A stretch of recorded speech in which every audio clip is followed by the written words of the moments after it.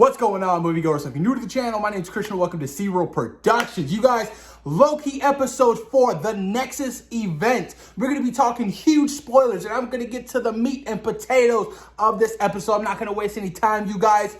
But boy, oh boy, this episode delivered. My favorite episode of the series thus far. I'm going to say this.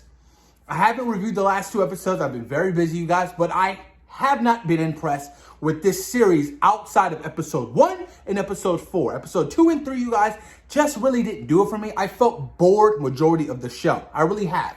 And you know, I'm not shitting on the show or anything. It hasn't really, grabbed me in like I wanted it to. It hasn't. But episode 4, woo! I'm just gonna let's talk about it. The post-credit scene, the mid-post-credit scene when Loki gets pruned. He gets pruned. He wakes up. He's like, am I dead? Is this hell? Then all of a sudden, he sees 3 other versions of Loki. Got a brother that is Loki. You got a kid who looks like a little bit of a teenager. And then you got old man Loki. In the classic, iconic, comic book accurate Loki suit. The green and yellow, and I love it. It looks good. I did not expect them to go down that route. I'm like, holy shit. It really reminds me of that classic WandaVision costumes that we got in WandaVision. I'm like, I love it. If they can kind of work in those moments, and same thing with Captain America, in the first Avenger, that classic, iconic, cheesy comic book look. Do that for everybody. You know what I mean? It's possible. I just love it, you guys. It's a callback to the old school stuff, you guys. And you got to respect, the source material. You just have to. But man, that was such a moment. I was like, holy shit. What is happening? This is big. And I find it so interesting that they keep saying that Loki and, what's her name? Silva, they're kind of like the problem of starting this massive Nexus moment. And I don't know if it's because of their love that they have for each other, because I found that quite interesting. I was like, oh, wow, Loki loves himself. That's just a Loki move. But I love the idea about it. I'm like, man, I grasp onto it. I'm like, okay, I can see where you're going with this. But where do you go once you get pruned? That's what I want to know in the next episode. Because my boy Mobius, Owen Wilson, that shit hurt me.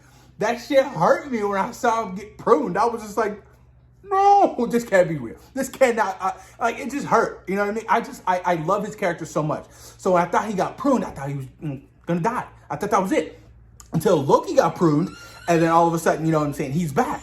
So I'm like, holy shit, what's gonna happen next? But awesome shit. The Timekeepers. We finally got to see the Timekeepers themselves. And we all know that the TVA just isn't what they say they are. It's a hoax. Something's wrong. And I love that we're getting down to the bottom of this. I really do. So when Loki and Silva got, they got captured and they got brought to the TVA, you know what I mean? And then they had to go in front of their judges, the Timekeepers. I did not expect them to be full-blown androids. I was like, what? So what if they actually are timekeepers, right? What if that's actually how they look? But then they're just androids at that particular station, and they're off somewhere else in the universe. I'm like, that could work. But who is pulling the strings? Who's really in charge at the TVA? That's what I want to know. Who's really in charge at the TVA? Because man, I did not expect them to completely go down this route. I was like, holy shit, like, you telling me that they've been evil this entire time? It's just crazy. It's insane. And I love the fact that we got some backstory on Lady Loki. I thank God. Because before that, I was like, she's okay. But now I know her motive, being stripped from her homeland, Asgard, just as a child, not knowing why. And then being on the run for the last 20 to 30 years, or however many years she's been on the run. And the idea that she still doesn't know why. That she was taken as a child. She was just on Asgard playing with her toys or whatever. And all of a sudden the TVA just, bloop, come with us. Like, what? And I love how she escaped. I was like, yes, awesome.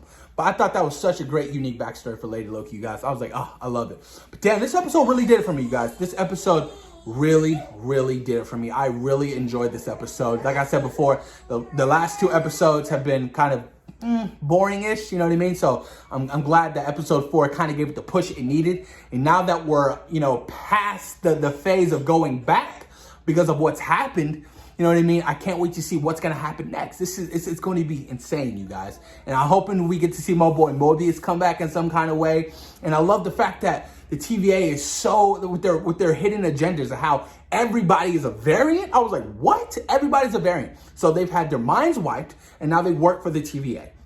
You know what I mean? I was like, holy shit, that's insane. But why are they variants?